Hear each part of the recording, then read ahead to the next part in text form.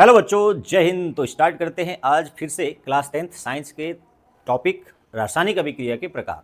इससे पहले 2 वीडियो मैंने अपलोड किया है, उसमें हमने बताया है कि रासायनिक अभिक्रिया और रासायनिक समीकरण, संतुलित रासायनिक समीकरण, अभिकारक, उत्पाद और रासायनिक समीकरण को कैसे संतुलित करते हैं, ये 2 सब टॉपिक को कवर किया था। यदि उसको आप वीडियो नहीं देखे हैं तो पहले उसको देखिए, फिर आज आप टाइप्स ऑफ रिएक्शन को देखिएगा। तो चलिए, तो टाइप्स ऑफ रिएक्शन यानी रासायनिक अभिक्रिया के प्रकार की बात हम करेंगे, जिसमें आज संयोजन अभिक्रिया की बात डिटेल में करेंगे।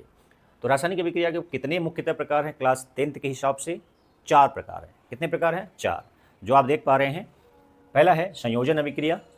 इसका केमिस्ट्री यानी इंग्लिश वर्जन, मतलब इसका मान लीजिए पर्यायवाची आप जान लीजिए। इंग्लिश न जानकर केमिस्ट्री जानकर इसका पर्यायवाची क्या है, यानी संयोजन अभिक्रिया को जो इंग्लिश में बोलेंगे, इंग्लिश वर्जन एनसीईआरटी में देखेंगे तो किस नाम से जाना जाएगा? Combination reaction. अच्छा, एक और इसका नाम है एडिशन रिएक्शन। तो संयोजन को हिंदी में और क्या कह सकते हैं? योगात्मक अभिक्रिया, कॉम्बिनेशन रिएक्शन, एडिशन रिएक्शन। ठीक है।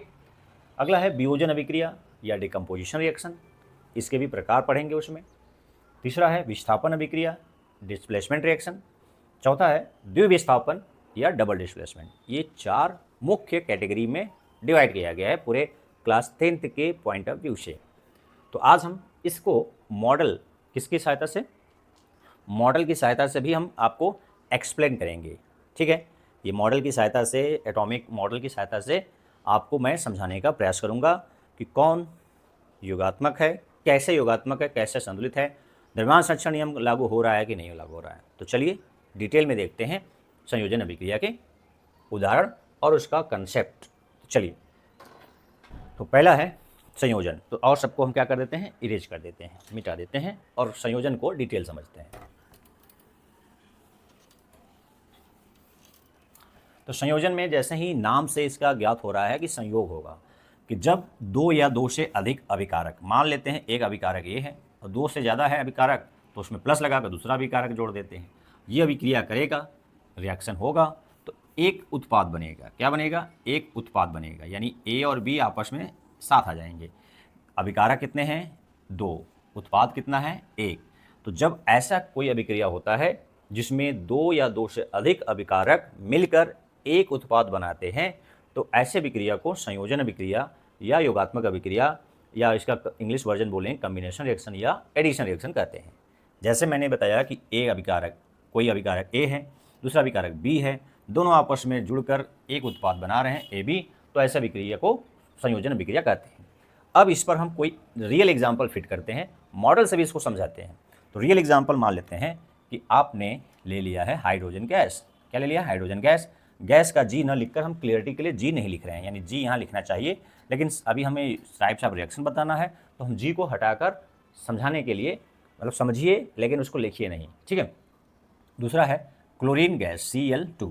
दोनों आपस में रासायनिक परिवर्तन, यानी इनके बीच रासायनिक बॉन्ड बनेगा, बंध बनेगा, तो ये बनाएगा HCl। क्या बनाएगा? HCl, hydrogen chloride. अब ये H2 और Cl2 मिलकर HCl, हाइड्रोजन क्लोराइड, मैं लिख देता हूँ हाइड्रोजन क्लोराइड, यानी एक कंपाउंड बन गया। ठीक है। अभी ये क्या था? तत्व था। कौन सा तत्व था? हाइड्रोजन। ये क्या था? क्लोरीन। ठीक है। हाइड्रोजन और क्लोरीन मिल गया तो हाइड्रोजन क्लोराइड बन गया। अब ये क्या संतुलित है? क्या ये कैसे था? मान लो H2 था, तो इसको खोलेंगे हम ऐसे, H और H, यानी H और H के बीच एक बॉन्ड था, और Cl के बीच भी एक बॉन्ड था, कोवेलेंट, यानी सहसंयोजक बंध दोनों के बीच है, यानी एक परमाणु ये है, दूसरा परमाणु ये है, दोनों के बीच एक सहसंयोजक बंध है। एक परमाणु क्लोरीन का ये है, क्लोरीन, और दूसरा परमाणु ये है, क्लोरीन। अब दोनों जुड़ रहे हैं, तो 2 क्लोरीन 2 हाइड्रोजन है, तो यहाँ पर क्या दिख रहा है? 1 क्लोरीन 1 हाइड्रोजन, तो ये संतुलित नहीं है, यानी द्रव्यमान संरक्षण का नियम का पालन नहीं कर रहा है। तो कैसे कराएंगे? इसका मतलब है कि H भी 2 होना चाहिए, Cl भी, तो यानी इसका मतलब है कि HCl 2 अणु बनेंगे। क्या बनेंगे? HCl ऐसा ऐसा क्या बनेंगे? 2। तो इसी 2 को यहाँ भी लिख सकते हैं, यानी एक बार HCl लिखकर यहाँ इसके सामने क्या लिख दीजिए? 2। तो ये इसका मतलब है कि 2 HCl बन रहा है। चाहे तो 2 बार लिखिए ऐसे कि ये देखिए, ये इसके साथ और ये इसके साथ, तो HCl कितने बन रहे हैं? 2 मोल बन रहे हैं। हालांकि मोल का कंसेप्ट आगे भी पढ़ेंगे डिटेल 11th में, हालांकि 9th में भी पढ़े होंगे थोड़ा बहुत, नहीं तो आगे पढ़ेंगे। तो अभी आप मानिए कि 2 संख्या बन रही है, मोल्स यहाँ पर मान लीजिए आप अभी इस लेवल पर संख्या बोल सकते हैं कि 2 संख्या बनेगी HCl के। तो इसी को 2 बार लिखने की बजाय क्या लिख सकते हैं, 2 HCl। ठीक है, तो ये संतुलित हो गया। ठीक है ना, तो इसको मिटा दे रहे हैं। अब इसको हम मॉडल से समझा दे रहे हैं आपको कि कैसे क्या हो रहा है। ठीक है, तो यहाँ पर HCl, तो इसके कितने बनेंगे, 2 बनेंगे। ठीक है ना, HCl। तो इसी को यहाँ पर मॉडल की सहायता से समझिए। ठीक है, देखिए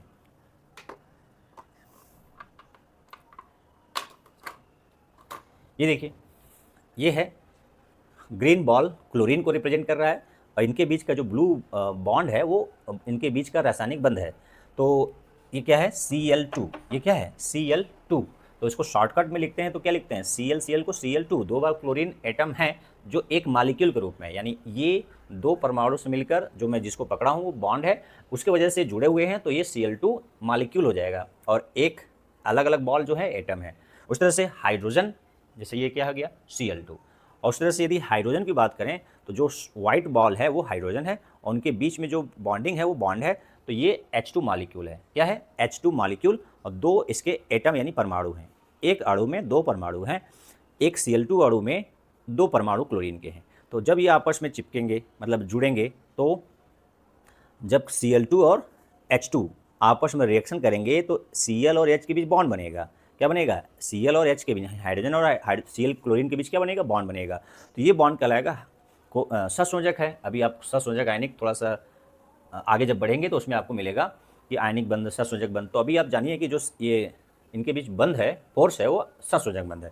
तो जो Cl2 इस तरह से, Cl2 और हाइड्रोजन दिख रहा है, जब आपस में रिएक्शन करेंगे तो एक नया बॉन्ड बनेगा Cl और H के बीच। तो कुछ इस तरह से बनेगा। क्या बनेगा, देखिए ये Cl और ये H, ये HCl। और कितने बनेंगे HCl, 2 बनेंगे। इस तरह से किससे कितने बनेंगे, 2 बनेंगे। ठीक है, HCl कितने बनेंगे, 2 बनेंगे। तो इसी को 2 के बजाय यहाँ पर 2 लिख दिया जाए, HCl कॉमन ले लीजिए, इसके पहले क्या लगा दीजिए, 2। ये 2 अणु बन रहे हैं। तो क्योंकि यहाँ पर हाइड्रोजन कितने हैं, 2, क्लोरीन कितने हैं, 2, तो हाइड्रोजन भी 2 होना चाहिए, क्लोरीन भी 2 होना चाहिए। लेकिन उनके बीच जो बॉन्ड बनेगा केवल एक ही बनेगा, एक तरफ से ही हाइड्रोजन से जुड़ पाएगा, 2 तरफ से हाइड्रोजन से नहीं जुड़ता है। तो इस तरह से ये 2 अणु बनेंगे HCl के।